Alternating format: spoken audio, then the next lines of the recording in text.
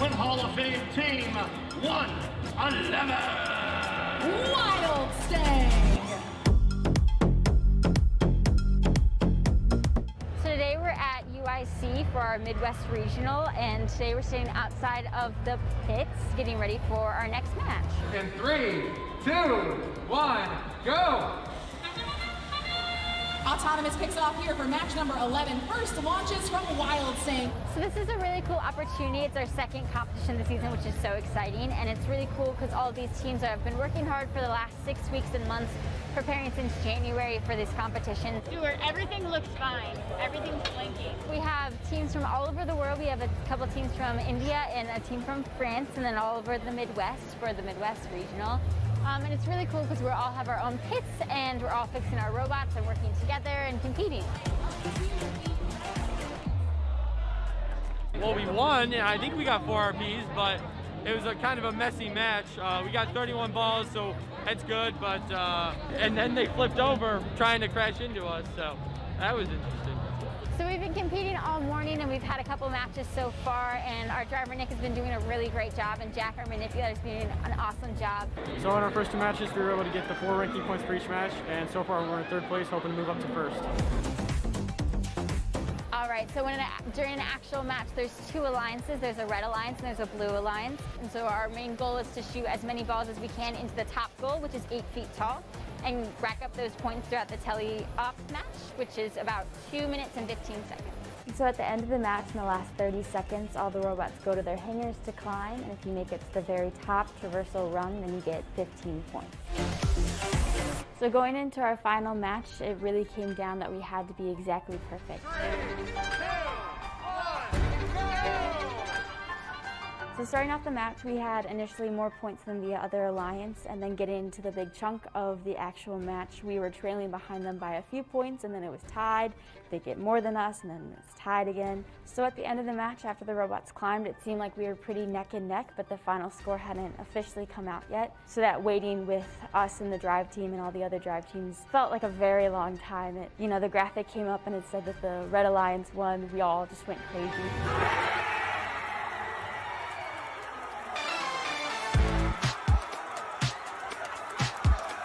It was an amazing feeling. We won at our last competition, but it feels so good to win again, and each time it's like, oh my God, we did it. And so it was really great.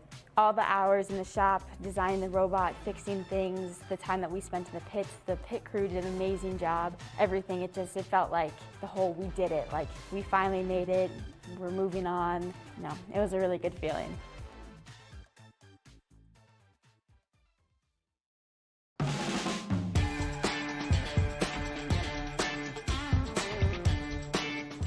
Hi, I'm Edward Suv. I'm the PAC instructor for this year. Right, the course is Practical Architecture and Construction. Seems to be no power in the garage today. We've been left a lot of free items and gifts from the previous owners here. We are on site here at 2804 Fremont Street in Rolling Meadows, and we are inside the house that we will be remodeling this school year. Come into the kitchen,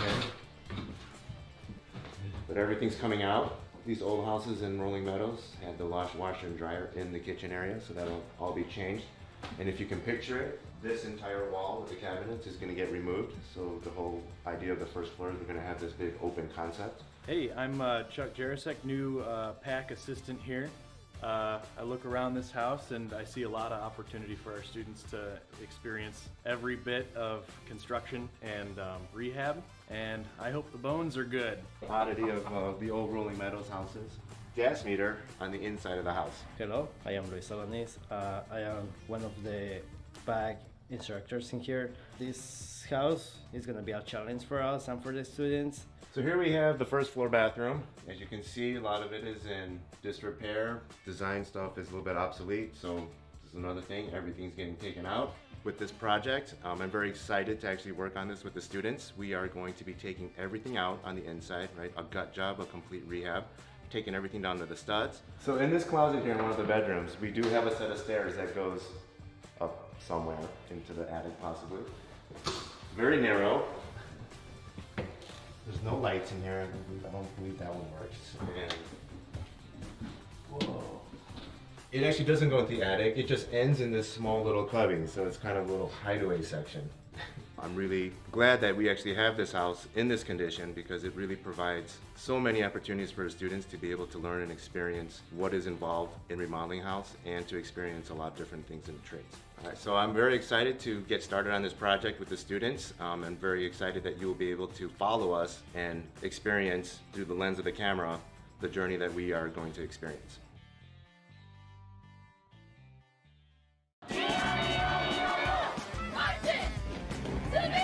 We're finally back. Let's have a great year. Let's all participate. Let's all be lively. Let's get it going. Welcome back, Wheeling. Woo! Yeah! Welcome back to District 214. Welcome back, everyone. Welcome back, District 214. I'm looking forward to meeting the new freshmen, and I'm also looking forward to just doing all the senior things that I've been excited to do since I was a freshman. I'm looking forward to all of the Friday night football games and just getting to know all of the new incoming freshmen. I'm most looking forward to returning to classes as a senior because I get to take electives that I've always wanted to take. It's my senior year. I'm looking forward to spending time with more friends, going on new adventures, meeting new people, doing all kinds of fun stuff. I'm looking forward to really everything. It's my last year, I'm looking forward to basketball tryouts, football games, homecoming prom, and everything else. Welcome back, everybody! Woo! I'm excited for my role as board vice president here in D214. We're happy to start the year off, with all of our students back in the building without necessarily having too many restrictions. So we're really excited to kind of kick off the year on a positive note. I just want to welcome back to all our students, our staff, our community. We're excited to start the year with you, so good luck for this year, and we're here if you need anything.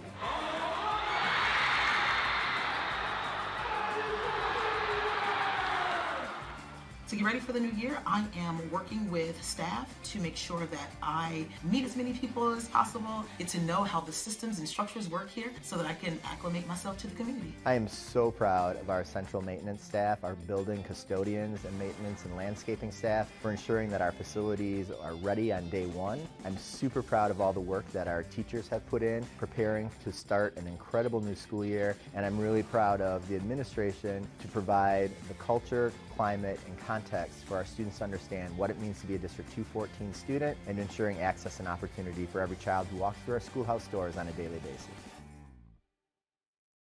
1, 2, 3, 4.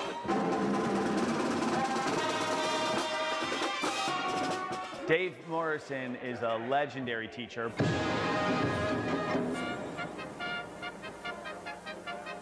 Anyone that saw his bands knew that there was really something special going on, and it was because of him. It was because of the teacher, the guy in the middle all the time. It's so amazing to see my dad recognized for all of his hard work. I got to see behind the curtain. I was home watching how both my parents cared so much about the music program, and I know how much of their heart was poured into their work, and so to see him recognized in a way where that will live on and be a part of all of the future band directors and the future students that come through that band room is really, really special. So at this time, it is my immense pleasure to welcome today's guest of honor, Mr. Morrison.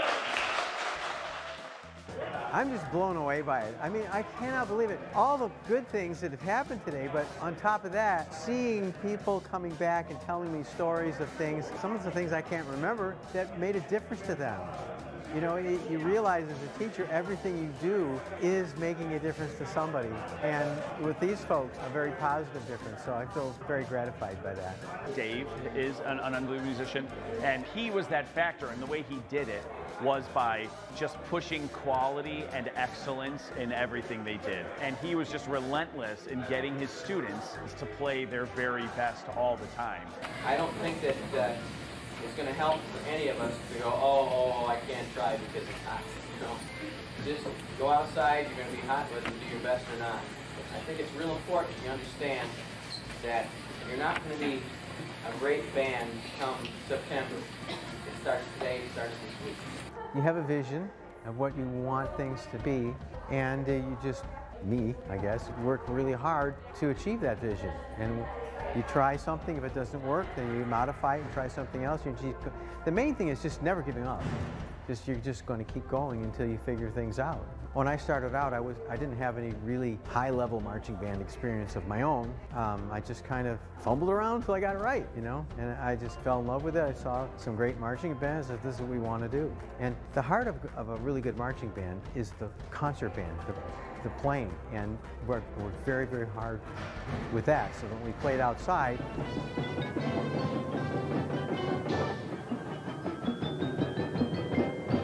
it's like, yeah, this really sounds good. It's not just a bunch of kids out there, you know, beating drums and blowing horns. It's making music. And so I just had a lot of determination, I guess. I want to thank all my former students and their parents and the staff and administration here for supporting these kids and helping me achieve with them.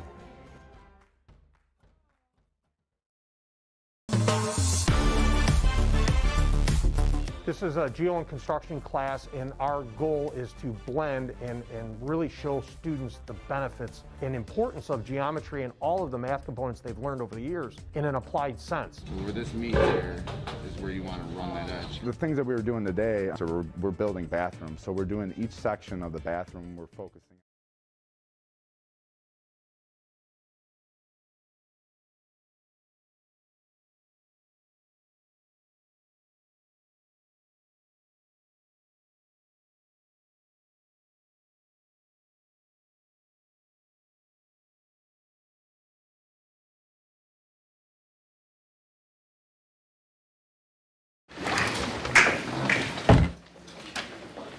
I pledge allegiance to the flag of the United States of America and to the republic for which it stands, one nation, under God, indivisible, with liberty and justice for all.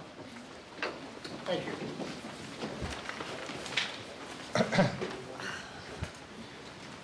Okay, we have minutes from the open and closed sessions of August 25th meeting. Could I have a motion, please? Move for approval. Please call the roll. Kreitzer? Aye. Petro? Aye. Heineman? Aye.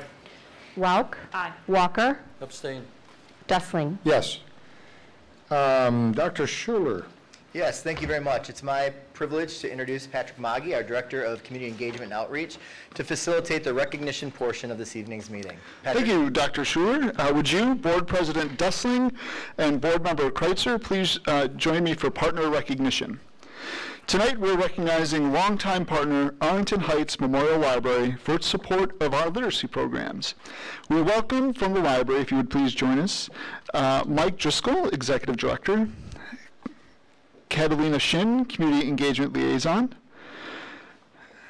Dana Revia, Deputy Director, from the Board of Trustees, Sarah Gala, Debbie Smart, Amy Somari, and President Greg Zick.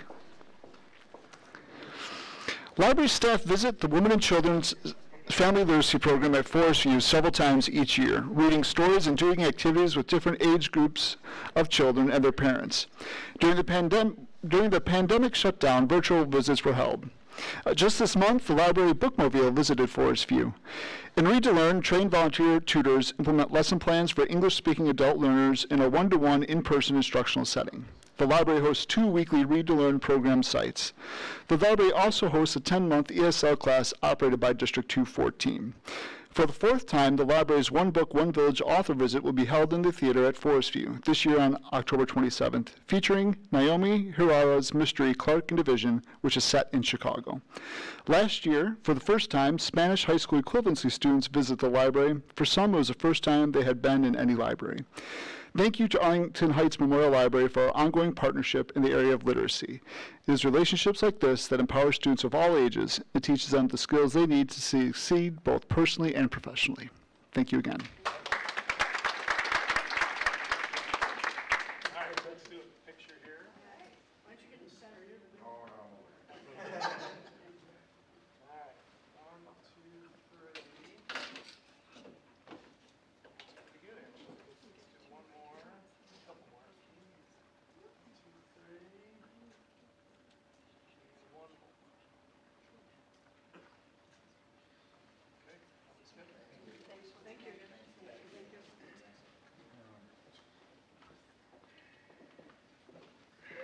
I know Mr. Zick couldn't be here tonight. He sent his apologies because he had another meeting to go to. I'm sorry he couldn't be here. I'm a resident of Arlington Heights. I use the library a lot. I want to comment and commend you all for what you've done at the library with all the spaces that you've redone, all the additions that you've done. The staff is always helpful. You never have to worry about feeling embarrassed to ask them questions. It's just a treasure of a place to go, and I use that considerably. I usually have a couple books out at a time. So thank you very much for being such a great community member and a great partner with our district. Thank you very much.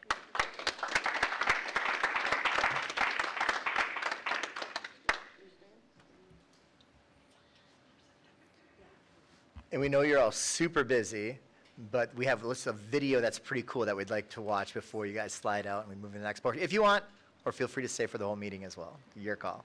But we'd like to showcase our Ed Prep Pathway program now and show something that was on the news recently. Tony? As students return to the classroom in Illinois, like many states across the nation, continues to experience a teacher shortage. One district is highlighting a unique approach to attract future educators. NBC5's Kate Chappell reports. We got a plate so you can put the pancakes on there. Nicole Berrigan Romero is working with preschoolers at Rolling Meadows High School as part of her coursework in the Educator Prep program. Next week, she'll prepare a lesson plan for the toddlers. It's a really good opportunity to figure out, is this what I like, is it not? And then when you go to college, you can have a better understanding. 833 students in District 214 are currently enrolled, with 83 seniors taking college-level coursework in education in high school. Students get hands-on experiences working in classrooms and can earn real college credit from Eastern Illinois or National Louis universities. It does provide college dual credit opportunities along the way. And so students who complete the entire pathway will leave with at least 16 college credits. Is it stressing you out making them or no? Rebecca Burkhart went through the program at Prospect. I felt like I was majoring in education in high school. And the recent college graduate is now back teaching in her home district. It's an awesome program because it gives the students a time to try these careers out, and we have all of these awesome experiences here in 214 without actually paying thousands of dollars for college credit. The goal is to expose students to career opportunities in education early on, preparing not only D214 but the entire state for a growing teacher shortage. You can possibly get job interviews and you can end up working here in the same district. According to the Illinois State Board of Education's preliminary data, there are more than 2,000 unfilled teaching positions all across the state. When it comes to paraprofessionals and school support personnel, that number's closer to 3,000. In Rolling Meadows, Kate Chappell, NBC5 News. So it's just a great showcase of great work that's happening in our buildings. You know, one of the things, the Educator Prep, if you've never been to the signing day, when the students sign up in the spring to continue on with Educator Prep, and the guarantees they get from various universities and a guaranteed interview in our district or in District 25 or one of our center districts. It's really, really a great event. It really is. It absolutely is, and we've been, and so for our signing ceremony, a lot of a lot of schools for Division I athletes have signing ceremonies. We do a signing ceremony to showcase and lift up the vocation of teaching, and so it's a wonderful experience to be a part of. So thank you, Mr. President, for the recognition portion of our program. Thank you much. And we are now into the portion of the program that allows members of the public to come forward for public comment, and to do so, we have some people that signed up before we have 5 individuals who have signed up, Mr. President. Before I call the first one up, let me read this, please. The board welcomes public comments at this time on non-agenda items, and we do have people that have signed up. We believe in free speech, and as a board and district, we value comments from the community in our meetings and through emails. As a board and a district, we always try to communicate back with dignity and consideration. Members of your Board of Education are members of your communities. They are serving because they believe that the district should provide the best possible education for every student, and they believe they can assist, support, and work towards that belief. They volunteer their time. There is no salary provided for their service. Please offer comments regarding concerns about the district, but please try to present them in a fashion that provides dignity to the sender and consideration of the board members and district staff. The Board of Education asks each person to limit their comments to 3 minutes regarding their topics of concern. However, if several people want to address the board on similar topics, the board president may limit the time to 2 minutes per person. Although comments may be made on almost any matter related to the operation of schools, comments will not be allowed identifying individual students or staff members. The Board of Education appreciates everyone that takes time to appear before the board and treats all with courtesy and respect. The board practice is not to respond to public questions or comments at this time. However, we do listen carefully. If you do require a written request, please make sure that Mrs. Keys has your name and address. When you step forward to identify yourself at the podium, the green light will indicate your time has started, the yellow light indicates 30 seconds, and the red light indicates your 3 minutes have expired. So we will call the first person. Kathy Mershaw.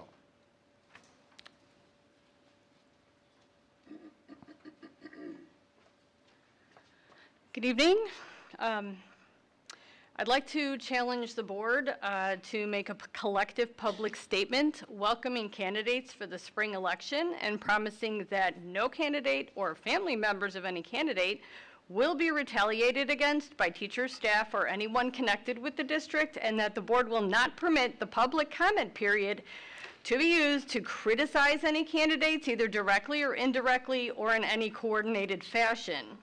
Because this happened last year to a candidate at the last board meeting just prior to the election is a clear indication that the board was somewhat intimidated by that person. I just want to let you know that the public is aware of this behavior, and I believe it makes you look foolish and kind of sneaky. Anyway, just want to let you know that. Thank you. Elizabeth Bauer, please. I have a handout for the board members.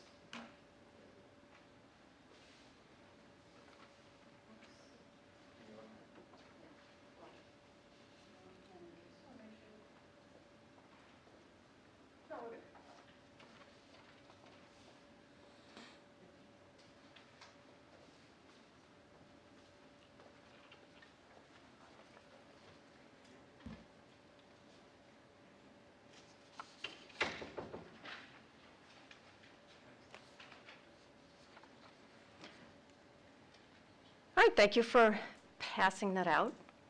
That's a set of tables and charts on the changes in the counts of fighting and disruptive behavior incidents at District 214 schools from 2019 to 2022. These were shared with me by somebody who obtained them via the FOIA process. For clarification, this individual received the spring 2022 information in June, but was only given Q3 data, so I've extrapolated for lack of any better alternative to show the 4 semesters apples to apples as best as possible. I'm sharing this with you because it presents a far different picture than the claim made at the last board meeting that the disciplinary incidents are down 9% from 2019 to the 2022 school years. In total, considering spring and fall of 2019 as 1 year, and fall 21 to spring 22 as its comparator year, incidents of fighting and disruptive behavior combined increased by 125%. That's more than double. Incidents of fighting increased by 181%. That's almost triple. The schools did not all have the same pattern. Some went down. To his credit, the principal at Wheeling seemed to have reeled things in substantially in the third quarter after a dramatic increase in the fall. I'm told that there, fights were happening in bathrooms, so students' access to bathrooms was curtailed. I know that school staff is engaged in implementing the so-called restorative justice plans. Whether this is helping or making things worse, I have no way of knowing. But my larger concern is this: the role of a school board and the role of a board meeting is not just to be boosters by promoting the successes and sweeping the problems under the rug, because it's just not possible to solve problems if you're not even willing to acknowledge them. Maybe your approach is, I'm sure the staff is doing their best and I don't want to make anyone feel bad by criticizing them. But it is the job of board members to dig deeper and hold staff accountable. And on top of that, it is absolutely inappropriate for anyone to massage the numbers by playing games to make what are fundamentally false claims to puff up the district by hiding our problems. This was a presentation on the Learning Renewal Plan, yet nowhere was there any reflection on what went wrong. It was just a celebration of successes. Everybody says the board is acting with integrity.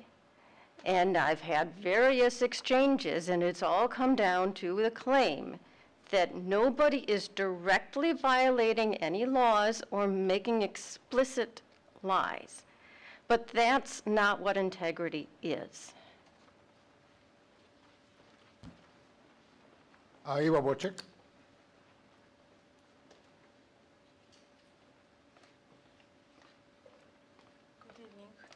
I have two public comments, so can I go twice? I put my name You once. have 3 minutes, ma'am. I know, but I have two public comments. I'm sorry, you have 3 minutes, please.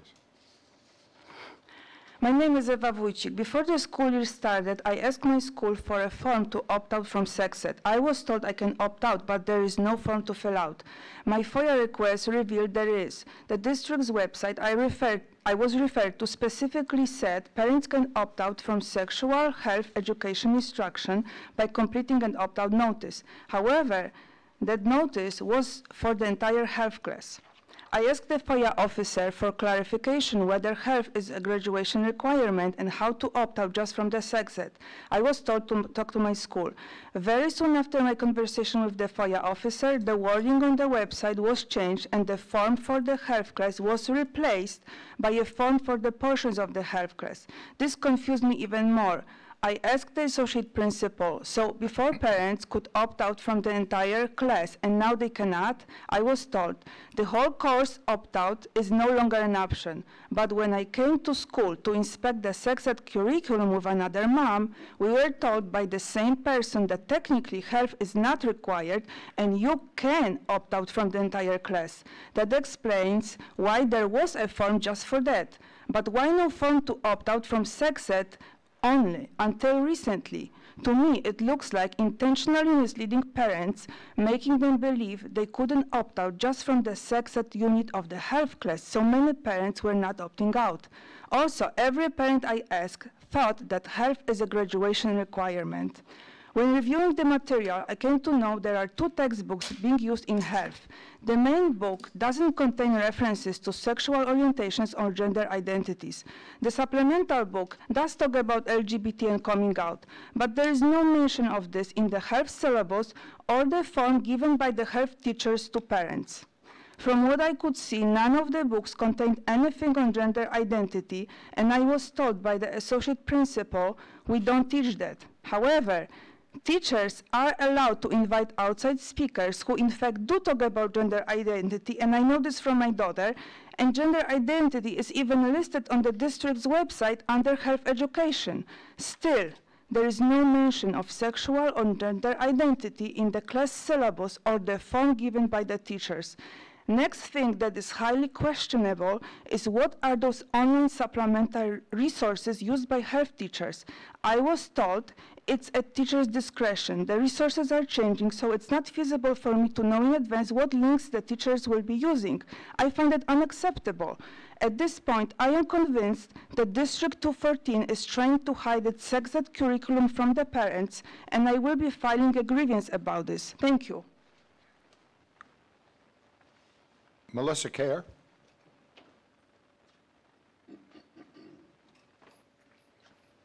Hello. I went to the Arlington Heights Village Community of the Whole meeting on Monday night, and they were talking about the plans for the Chicago Bears to move to Arlington Heights. And they mentioned one of the reasons property taxes are so high, it's because of the school districts. So please don't vote for tax increment finance districts, because you forego property tax money, and that money goes to the municipalities for their pet projects. Thanks. Thank you. Ms. Edwardson, please.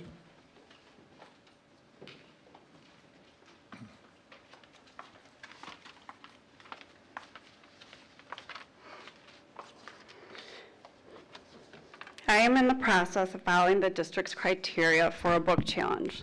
The district continues to be transparent with not wanting any parent to have a say in their child's education. I've met with administrators about the book Crank by Ellen Hopkins. Both staff members were shocked as to my perception of the 3 books I discussed at the meeting, one of which was recommended for summer reading by the school. Afterwards, I was given a form to be filled out and sent back to the board and administrator. Here are some of the quotes from the book challenge. Page 40, as for Dad, the truth be told, his love of drugs surpassed his love of family. Page 67, been smoking pot since I was 13, snorting line after line. 87, I watched him pour powder yellowish white, use the blade to chop the chunks fine, draw 2 crooked lines. He held the mirror to my face and handed me a sawed-off straw. 104, she thinks she'd go for a threesome. 3 is a throng, 4 is more. Page 112 to 114, the girl just missed being raped by 3 men. If you happen to see my dad again, tell him not to bother keeping in touch. He's shit, and I hope his new girlfriend gives him herpes, or worse.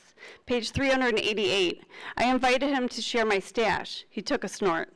Page 433, it was a day of firsts, giving myself willingly to ecstasy to a man and a needle. So on the questionnaire that I was given that has to go back to the board, question number 2, what brought this material to your attention? Does it matter? I read it. Number 3, did you examine the material in its entirety? No. I don't know anyone who would read such horrific books. 4, what concerns you about the resource? This is not a resource. 5, what do you believe in the main theme or purpose of this material as a whole? What I believe is that this book would harm any teenager's mind. Doesn't matter what the theme is, rape, drugs. 6, what do you think might be the result of this material being accessed in District 214? I don't know, and I'm not going to speculate. 7, what would you like the district to do about this material? I have 2 options, one of which is not take it off the shelf. 8, in place of this material, can you suggest any equivalent material to be substituted to support the topic? I don't read books about rape and drugs. Do you? Educators used to be partners with parents, to be protectors, to support children, to become positive, creative citizens. Times have sadly changed in our country. As for the other 2 books, Traffic by Helen Hopkins, which seems to be a guide for children on how to be sex trafficked, it also explicitly tells them where good cities are in this country to go to be sex trafficked. You'll Never Believe What Happened to Lacey, which is supposed to be a guide for white students on what racism is like. The district continues to deflect what their true role is in this system. Thank you, Ms. Edwardson. Okay, Dr. Schuler, Superintendent report. Thank you very much, Mr. President. We know that we've heard during public comments over the course of the past several years concerns regarding our students' mental and emotional health. To that end, we had a request to address the board and community regarding the 708 mental health referendum that will be on the November ballot in Wheeling Township.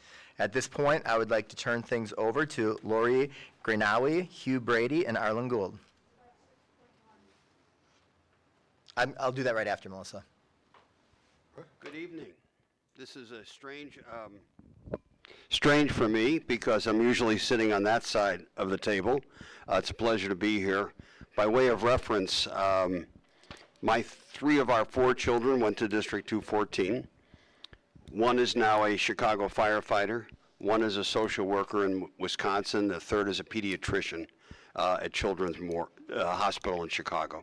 My pleasure to bring Lori and Hugh. Hugh actually was a teacher in my district and taught my daughter the Constitution. And he did a great job, and she's on my case all the time about constitutional issues.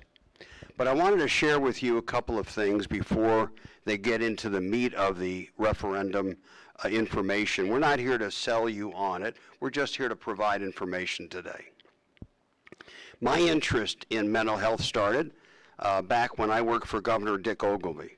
He was one of our governors who did not go to jail, and I had the opportunity to work for him after I taught special ed in Chicago. And the first thing that they asked me to do, my job was mental health and education across the state for the governor's office, was to go and take a tour of Lincoln and Dixon. Some of you probably remember those names, the warehouses for the mentally ill in Illinois.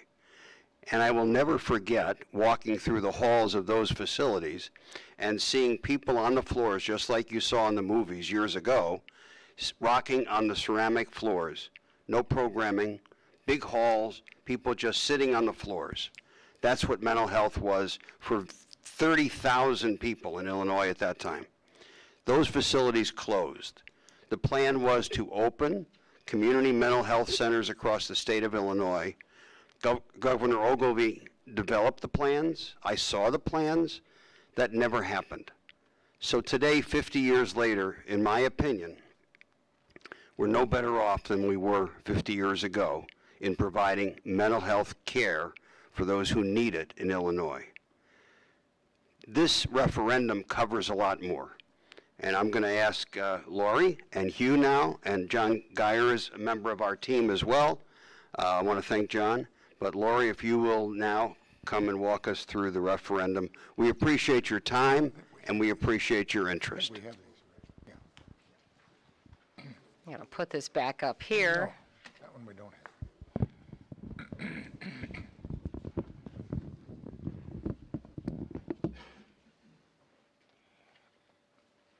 Okay. Thank you very much for your time tonight. We really appreciate it. I became involved with mental health. I joined NAMI in 2012 when my youngest son was diagnosed with schizophrenia. It changed his life, and it changed our whole family's life. I retired early 4 years ago so that I could do this kind of work. My husband kind of jokes because I'm probably busier now with my unpaid work than I ever was with my full-time job. And let's see, which way do I hold this to get the... Push down. Yeah, I know, but like to point to what? Okay. Okay. So what is a community mental health board, and what does it do? The first thing, it's governed underneath a state statute, and it's required under the statute to evaluate the community needs. That's the first thing that it would have to do once it's formed. It's going to use local resources to strategize, plan, and allocate funds to local agencies or organizations.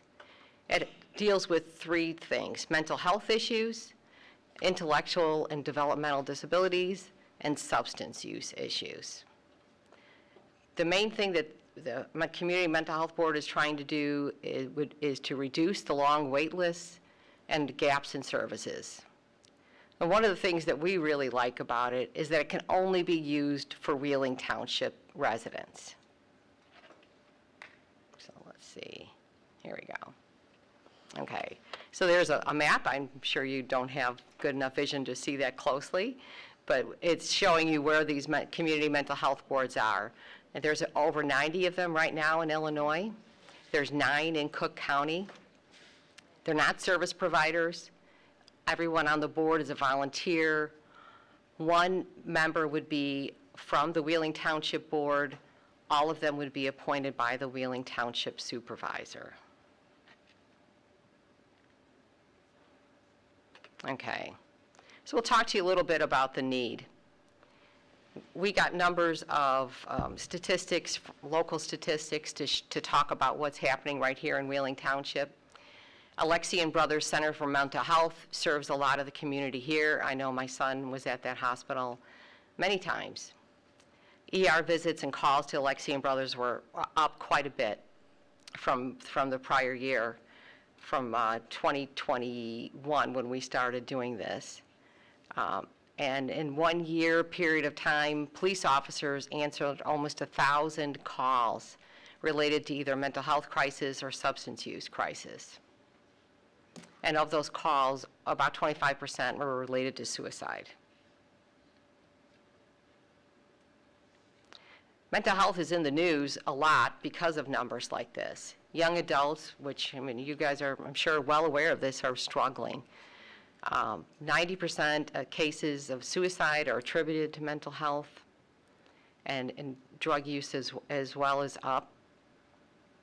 Dual diagnosis is something that's talked about quite a bit now, where there's both mental health issues and substance use. Our group met with all the local police chiefs last year, and they said that it's quite common when they get calls for crisis that it's actually related to both things.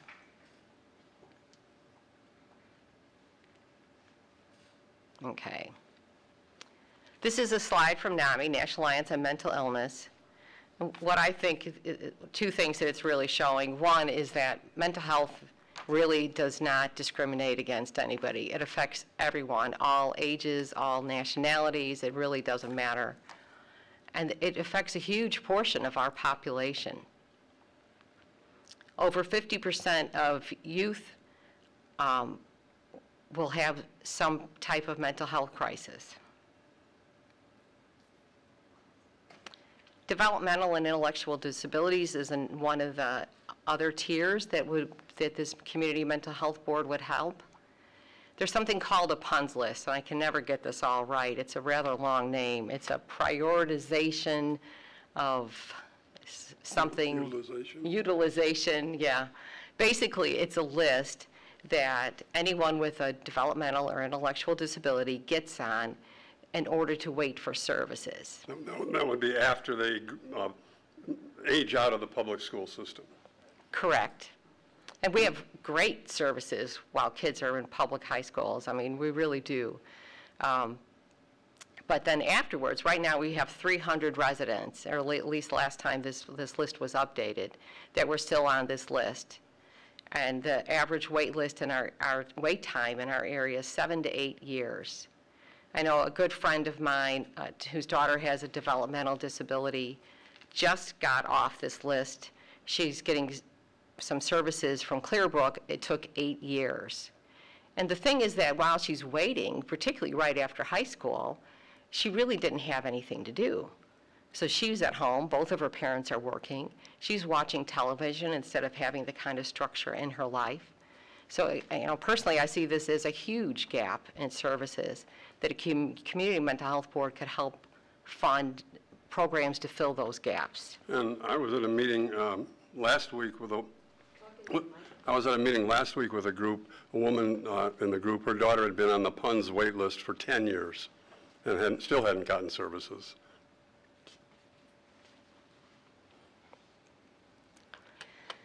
Substance use is mental health has a huge stigma to it, associated to it. Substance use has an even bigger stigma. People really often don't want to talk about it. But it's quite prevalent. In 2020, we had 60 residents in Wheeling Township die from opiate overdose, and another 184 that were treated. And that's just opiates.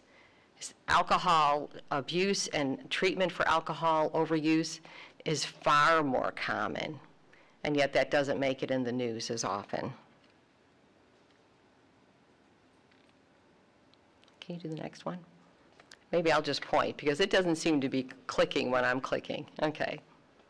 And this year in the news was the fact that 100,000 Americans, a new all-time high, died in that 1 year period. And again, opiate deaths increased as well. Next slide. So we had to get a lot of signatures to get on a petition in order to get this on the ballot. So we talked to a lot of people. And one of the things that I heard from people was, we're already doing a lot. Isn't that enough? And so we wanted to put some information in about the cost of doing nothing. And we don't mean that in our area people aren't doing anything, just that more is needed. But there's a huge price for it.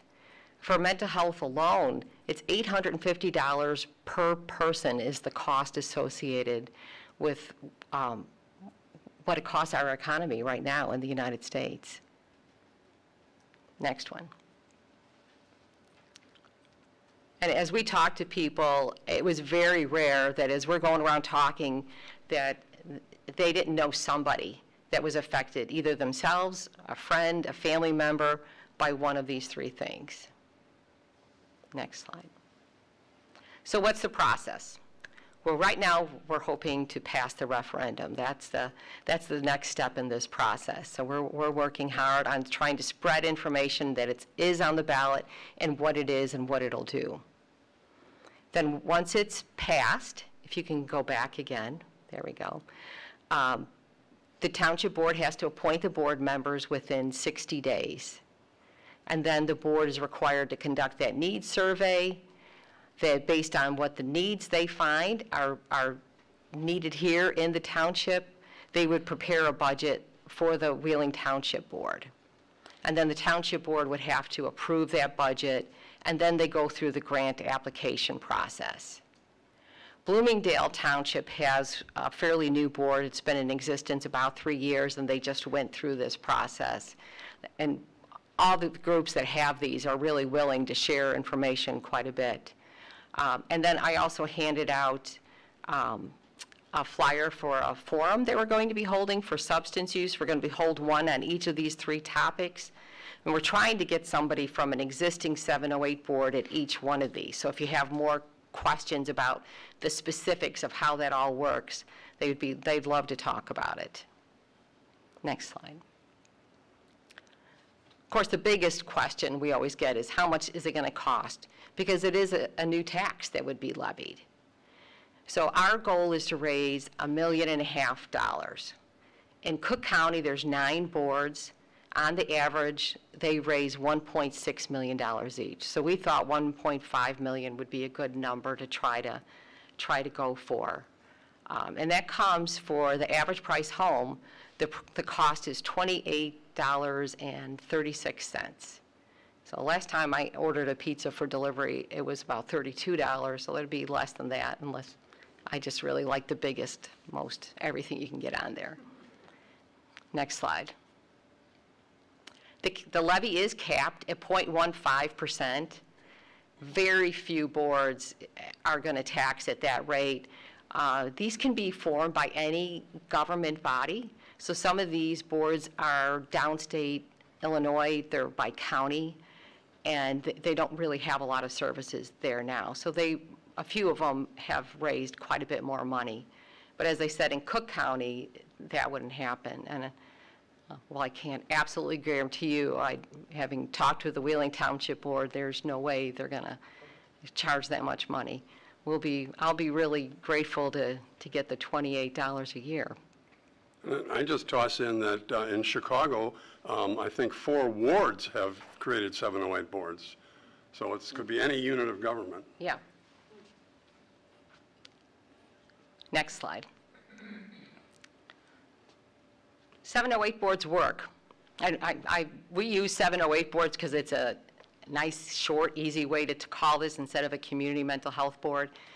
The Illinois state statute used to have the number 708 in it, which is why we use that number. It has nothing to do with the area code.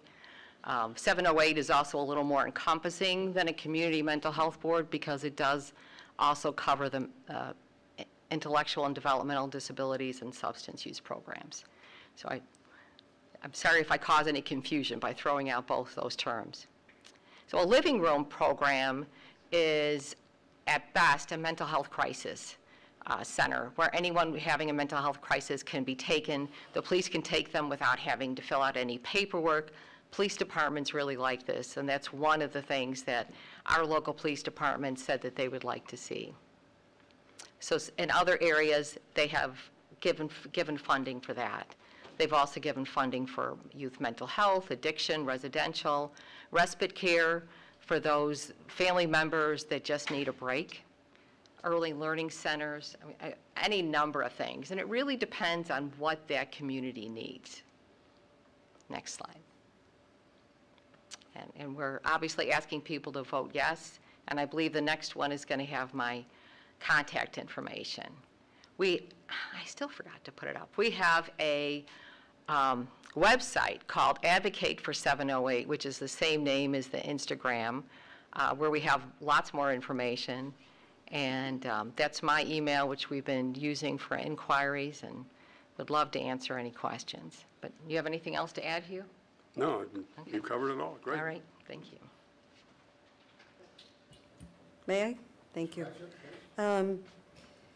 So this 708 is for Wheeling Township, Elk Grove, or excuse me, District 214 covers Elk Grove Township and a portion of Palatine Township. So this referendum, just for people out there, is for Wheeling Township. Correct. There's also one on the ballot for Vernon Township and Schaumburg Township, and then more in DuPage. Right. Okay. But And I would just add, if we win in Wheeling Township, Palatine Township, which is where I live, is our next goal. Your next. Yeah, it's also where my kids went to school, so.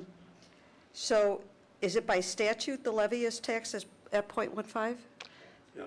Yes, although just recently, after we started our petition, so we couldn't change it, the legislature put in a clause to allow it to be at some lower percent.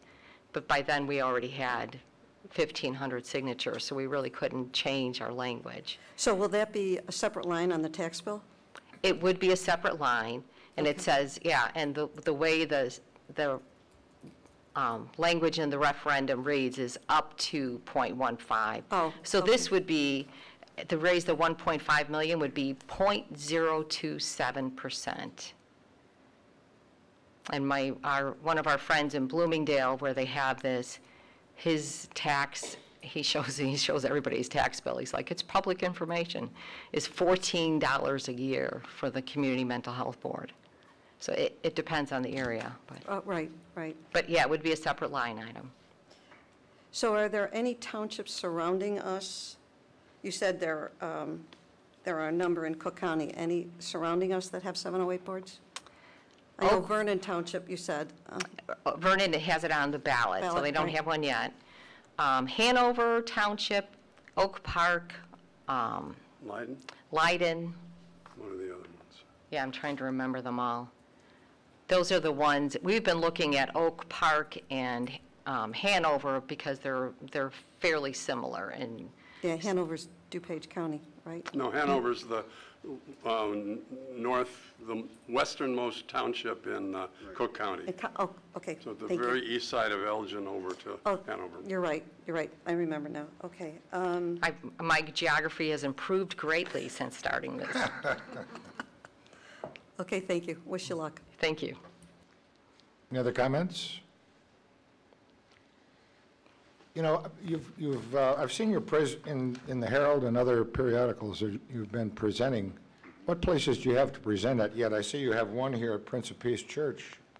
Yeah, so the forums are going to be held at Prince of Peace Church, and then the other two are actually going to be at the Arlington Heights Library, because they have a fantastic media group, and they were really very helpful.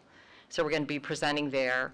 We've presented at several of the villages next week. Buffalo Grove and Prospect Heights. Prospect Heights, and then Wheeling is... Wheeling, we're presenting in front of Wheeling shortly, and District 21 Board of Education, and then Arlington Heights as well.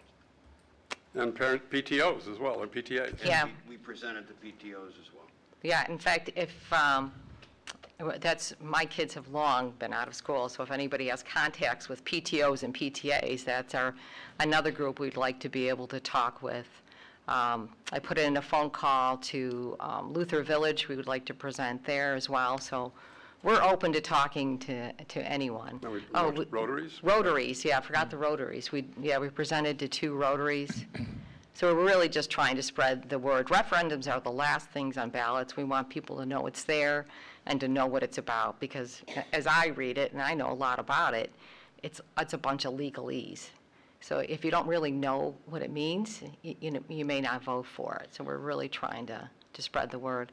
And for anybody in the audience, we have flyers on the counter over there. Please feel free to take one. So certainly the statistics you show, and for the mental health and addictions, it's dramatic, absolutely dramatic. I mean, not only nationwide, but when you look at Cook County and even in our own Wheeling Township area. Right, it is. I certainly credit you for going forth with this and trying to do something. Just toss in, I taught at Cooper Middle School for 34 years, and on our team, almost every year, a kid would be missing, where's, Fred? And bump into, flu or strep or whatever, and bump into the school nurse. Oh, he's in the psych ward down at Alexian, or she's down in the psych ward down at Alexian. Yeah. Some years none, some years two. And the year after I retired, I bumped into some old colleagues. They had 7 kids on their team of 125 who had been hospitalized during the year for some sort of mental health crisis. And then we lost 2 of my former students to drug overdoses and 2 to suicide. Kind of sad. Okay, thank you very much. Thank you very much. Thank you very much for your time. Thank you. Dr. Schuler, Freedom of Information Act information? Yes, the district received the following Freedom of Information Act requests that were complied with consistent with school code. E. Wojcik requested curricular information. Acme Research requested financial information. M. Collender requested student information, and E. Bauer requested curricular information. There were 2 questions raised at the last board meeting regarding the district budget. The first question was in regards to the total budget line for the Board of Education. For the community's context, the district's legal fees and the district audit make up the significant majority of that budget line. Dues and registrations for local, state, and national associations also fall under that budget line. We have budgeted approximately $15,000 for meetings, supplies, and travel for board members for this upcoming year. There was another question raised as to why the orchestra budget line item is so much higher than the marching band and choir budget items. A number of years ago, it was requested that we track all expenditures for orchestra separate from the other musical groups. As a result, all orchestra personnel are included in the orchestra budget line. Personnel for band and choir are located under a music line item. That is what created the differential in the budget line items. If the board recalls, we had a community member recently express concerns regarding students crossing Hintz Road. I wanted to update you in the community on the steps that have been taken and our ongoing conversations regarding pedestrian and vehicular traffic safety near Wheeling High School. As the board knows, we have been working with the Cook County Department of Transportation and Highways, the Village of Wheeling, the City of Prospect Heights, and the local Wheeling PTO regarding concerns about both pedestrian and vehicular safety at entrances and exits on Hintz Road, which runs east and west on the south edge of the campus, and Elmhurst Road, which runs north and south on the east edge of the Wheeling campus. The County Department of Traffic and Highways conducted a 5-year, 2016 to 2020, crash study at both Hintz and Longtree Sherwood and Hintz and Wildcat Way. Crash history was relatively low at both locations. According to the Cook County Department of Traffic and Highways, nothing from the history indicates a repetitive pattern of crashes, although the department did note 1 serious injury pedestrian crash at Hintz and Sherwood in 2017. The Department of Traffic and Highways identified potential improvements to the school-related signage along Hintz Road. Earlier this month, we received the good news from County Traffic Manager Brian Roberts and County Commissioner Scott Britton that the county has expedited and completed the signage improvements, and they had been updated and installed. These new signs have a date of installation on the front of the sign. While the Department of Traffic and Highways will evaluate the feasibility of a traffic signal at either spot on Hintz, the installation of a signal is unlikely at either location because of the department's findings in its 5-year report. And we'll continue to work with the Department of Traffic and Highways and our county commissioner as we move forward. And that completes my report, Mr. President. Thank you very much. We're at board member updates. Board members, do you have updates for us?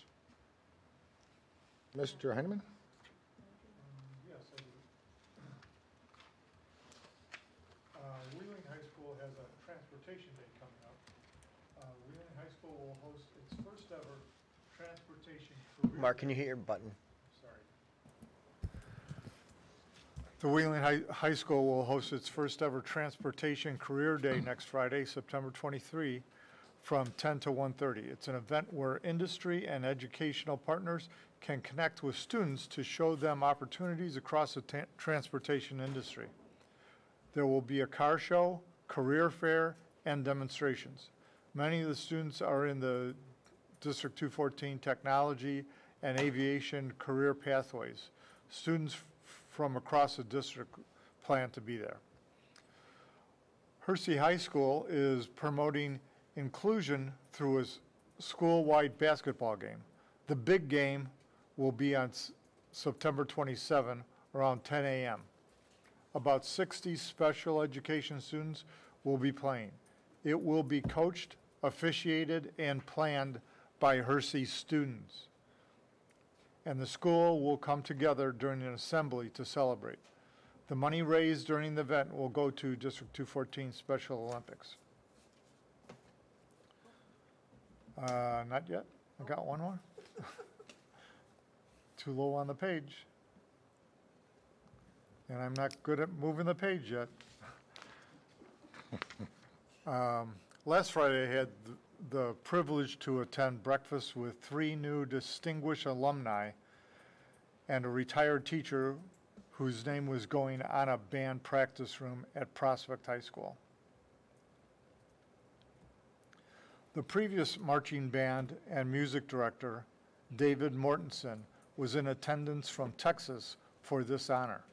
He had been previously named Illinois Teacher of the Year back when my kids were at Prospect. He had a stint of 29 years at Prospect High School. It was great to sit and talk with him and hear that he is still helping at his local schools in Texas. In addition, his daughter Jennifer Mortensen was one of the newly selected distinguished alumni for her work on stage and screen, most recently on TV show This Is Us. Also newly elected alumnus Chris Patlick is a morning host on FM 101.9. He was recognized and often mentions Prospect High School during his broadcasts. And David Kenzira was selected as a 2020 Olympian in the 400 hurdles. All 4 got up and spoke about their story and their life. And Friday mornings are always good, but this one was really special. Thank you very much. Thank you. Ms. Kreitzer? Thank you. I'd like to thank Prospect High School teacher John Camadello. I sat in his world religion class. Really very interesting, and talking with the students, it was really quite nice. And John said his classes are full, he has no room, and this is an elective. So really happy about that. Just to remind the board members that the North Cook Division meeting is October 26th, and this year it's at Evanston Township High School. It's at the high school.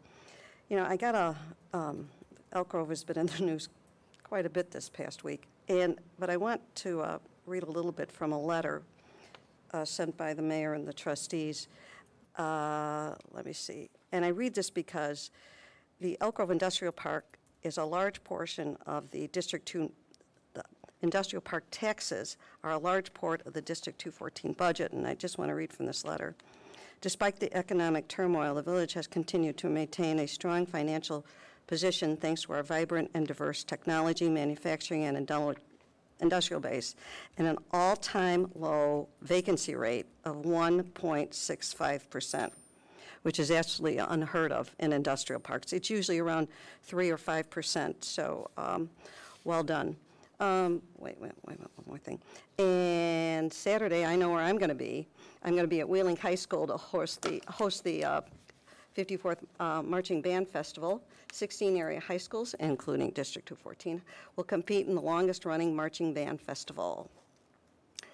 You got to stick around for the end because the University of Illinois Illini will perform its annual tradition, and they are fabulous. Let's see. Oh, the night on another marching band competition, Night of Champions, is at Prospect. It's the 26th annual.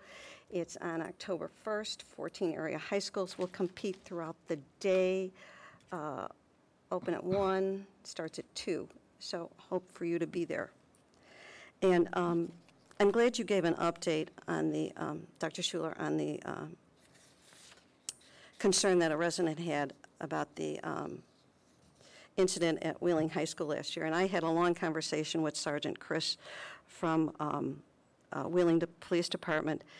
And I'm glad some things are being done over there. And yeah, I noticed that Wheeling Cat Way, it's not really a street.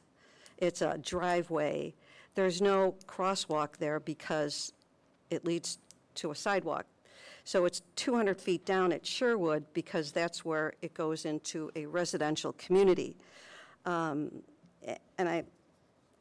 We all know working with the county, I'm so happy you worked with the county that things are going up there. But I appreciate Sergeant Chris taking the time to talk to me about this, and that's the end of my report. Thank you. Mr. Petro. Ms. Rauch? Thank you. I also had the opportunity to attend Prospect's Distinguished Alumni Recognition event, and it was inspiring to see graduates come back. And what I heard was that D214 prepared them, that they went to school and they said, you know, we can handle this because they had the training and the education that they received here in district. So thank you, Frank Marandola, for organizing that event. It took a bit to get all 3 people across the state. So, and it was nice to meet Mr. Morrison. It was an honor to meet him and hear stories. And I also heard that he conducted some bands recently in district. So thank you, Mr. Morrison, for that. On to current students. I had the opportunity to attend the Art Walk downtown Arlington Heights. I spoke with Ms. Christofferson and students from Prospect as well as some from Elk Grove, I believe, and they showed artwork throughout the district. Exciting. It was just amazing. I purchased some for the house, of course, and really great to see the creative minds. And I was speaking with Ms. Christofferson, and I said it's amazing how much the other courses, whether it's math or science, are reflected in the artwork of the students. So it was great to see that. And lastly, I'd like to speak about a student out of Wheeling High School, Samantha Springer. She held a clothing drive, and I know this was stated on the news and on websites, but honestly, the power of one. She came to the school administration and asked about having a clothing drive. And so I had a few things. I had actually just donated earlier in the year, but I found some things. And I went there thinking, oh, you know, I'll just be able to pitch in a little bit. When I got there, it was unbelievable. The tables that were there and the clothes and how the community came forth to support this drive. And as I explained to her, you will touch so many people who need this clothing, but at the same time, this power of one touched lives and hopefully inspired more of us to do what we can as one individual. So thank you, Samantha, for inspiring at least me, and I'm sure plenty of other people, and again, the people who benefited from the clothing drive. So it was a busy couple of weeks, along with football games and band functions and everything else. So a lot going on. Thank you. Thank you. Mr. Willer? Well, I attended the Wheeling High School open house this year, and it was amazing to see the 22, Brad, was it 22 or 28? 26.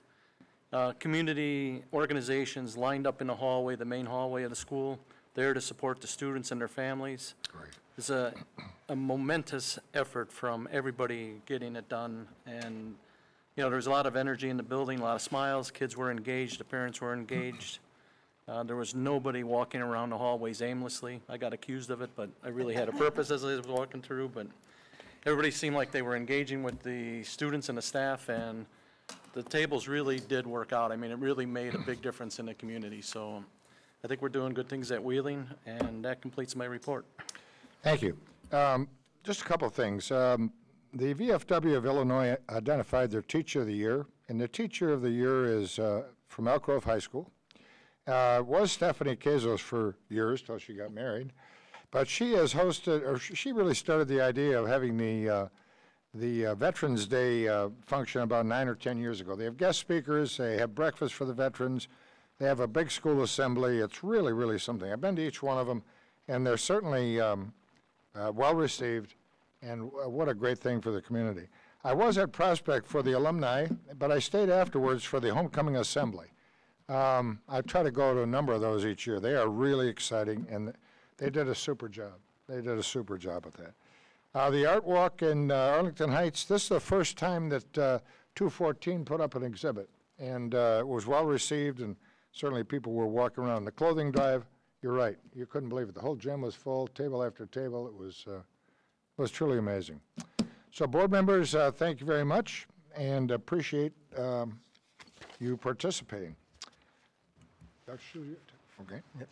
We're now moving on to consent items. Can I have a motion for consent items 8.1, 8.2, and 8.3? Approval of accounts payable, approval of personal transaction report, and approval to dispose of closed session minutes.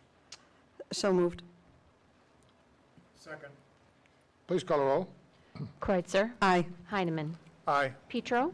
Aye. Rauch. Aye. Walker. Aye. Dustling. Yes. And now we'll move to a roll call action item, 9.1, District Vision, Mission, and Goals. We had it presented last time as a discussion item.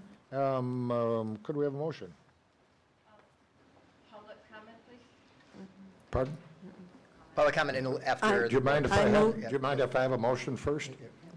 Thank you. I move for Could I approval. have a motion, please? I move for approval. Second. Okay. Mr. President? Board member, yes. Yeah, sure. The board will recall that at the last meeting, there was a concern from a member of the public regarding our PSAT to SAT growth goal. When establishing our instructional goals in 2016, no one could have foreseen the COVID pandemic and its impact on our state assessment and accountability system. As a result, there has been significant challenges creating the benchmarking data in our PSAT to SAT growth goal. There's only been one cohort since the class of 2017 that had the full set of state assessments that were offered at the same time year over year, and that was the class of 2021, which took the PSAT 8 in 2017, the PSAT 9 in 2018, the PSAT 10 in 2019, and the SAT in 2020. We will have cohort data beginning with the class of 2025, which has taken the PSAT 8 in 2021, the PSAT 9 in 2022. They will take the PSAT 10 in 2023 and the SAT in 2024. From there on, we anticipate having cohort data moving forward. But for the class of 2017, 2018, 2019, 2020, 22, 23, and 24, either the tests were not all offered, they were not required, or they were given out of sequence. And so our staff is working very hard on both of our instructional goals, but given that question, I thought it was important to share the context with the board and the community this evening. Thank you. We seem to be getting a lot of help from the State Board of Education and various other people that are requiring us to have tests out of order, or tests not at all, or whatever it is. It's no wonder that the community gets concerned and confused about what's going on. Agreed. Thank you for the clarification. You bet. Any other members? Okay. Any comments from the community? Same instructions for public comments are valid? So I appreciate your addressing my comment from the last time around. I remain concerned that the same document appeared to be approved year after year without seemingly any recognition or any way of reporting to the community how the district is doing on its metrics. And the fact that you are now saying that you will not be reporting to the community on any form of metrics because COVID is giving you a do-over is also a concern. I think that most of us work in professions in which we now have, or if for anyone who is retired, have had goals that we had to address. And if we wanted to pass muster and get that pay raise, we had better be able to account for what we'd been doing. Yes, obviously, I had not noticed this a year ago, and I dug in and then realized, but the goals can't just be something that you rubber stamp year after year after year, and maybe you have a chit chat about it, but there needs to be some way in which you are accountable and which you provide to the community how the district is actually doing. Thank you. Dr. Shirley, did I now hear you say that you were working diligently to unhook and connect those numbers as best we could so we could do the reports, even though we're bound by whatever the Illinois State Board of Education provides us, asks us to do, or commits to us. Yes, and we'll continue to try and be even more transparent than we've been, but we have been sharing updates. That one piece of that PSA to SAT, we don't have cohort data on yet. I can understand in the sequence of what you gave in various years where we didn't have tests, where we did not have tests, where we couldn't provide tests, where the tests were not available. To try to explain that on an ongoing basis is difficult, but I guess we should try to do that. Yep, thank you. I will. Okay, Ms. Kreitzer? I know this is about goals. So previously, in previous years, you could go to the state report card and view the results, right? When the assessments were given for the assessments that were provided that year. Right. What this board has been always interested in, and it's allowed us from that continuous improvement process, is to look at that cohort growth. Right. So you can look at achievement, but not the growth. But when someone goes to the state report card, they're only going to see the dynamic learning map assessment, the DLMs, which is given to special ed students, correct? Yes, 100% of the special ed students. Yes, yeah, get the for sure, DLM? but there's additional information on the school report card. But that's the test results that are on there. Correct. So when somebody goes there, they don't say what the DLM is. It just says DLM. It doesn't say who gets it or whatever. Right. Correct. That is correct. Okay. Yep. Thank you. Yep. Okay, any other comments from the board? Thank you very much. Any other comments? I'm sorry. So I had a comment. Sure. I had lots of questions about the mental health program, but I think my one question will suffice. And I don't know why the district would adopt or utilize a mental health program that goes by a name of an area code. I'll leave it as that. But my bigger concern is that I, as a constituent who is constantly giving you money year after year after year after year, and who has lived in this town for decades, Wheeling High School's traffic pattern has always been an issue. There has always been an issue for as many years as I possibly can remember. And apparently what the board is being transparent on is that they're just waiting for one death, and then they'll go and do something. Money talks. You have enough power to change what's on that corner. You just have to choose to do it correctly. That's all you have to do. 2 years ago, you said everyone needs to wear a mask to save one life. Well, we're asking you to fix that corner for one life.